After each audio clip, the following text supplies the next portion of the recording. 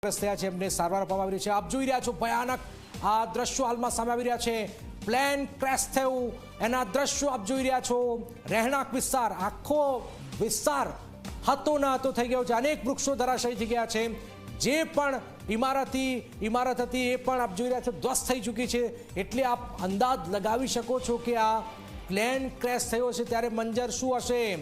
ભયાનક આ દ્રશ્યો સામે આવી રહ્યા છે। આપ જોઈ રહ્યા છો આખો વિસ્તાર હતો ન હતો થઈ ચૂક્યો છે। જ્યાં નજર કરો કહેવાય રહ્યું છે કે 10 કિલોમીટર સુધી આ ધુમાડાના ગોટે ગોટે સોવા મળ્યા હતા। ભયાનક મંજર અમદાવાદે આ પ્રકારનો મંજર ક્યારેય જોયો નથી। આ પ્રકારની દુર્ઘટના જોઈ નથી પણ ભયાનક મંજર હાલમાં સામે આવી રહ્યો છે અમદાવાદથી। એવું લાગ્યું હોય અને અત્યારે અહીંયા પ્લેનનો બેક સાइड દેખાય છે राइट અને અહીંયા બધા जो प्लेन का मलबा है वो भी यहाँ पर गिरा हुआ है ऐसा है।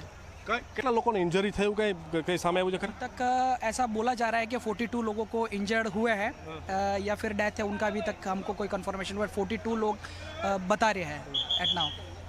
तो જોઈ શકો છો દ્રશ્યોમાં ફરી વખત કે આખરે પ્લેનનો એક ભાગ જે છે અત્યારે આ દિવાલ ઉપર અહીંયા પડેલો છે અને રેસ્ક્યુનું કામ જે આખે આખું અહીંયા શરૂ કરવામાં આવેલું છે। તો જે ક્રેશ થતાની સાથે તે ધડાકાભેર અવાજ થયો। પહેલાં આ બિલ્ડિંગ સાથે અથડાયું, ત્યારબાદ બીજી જે બાજુની બિલ્ડિંગ આપણે દેખાડી ત્યાં પણ અથડાનું હતું।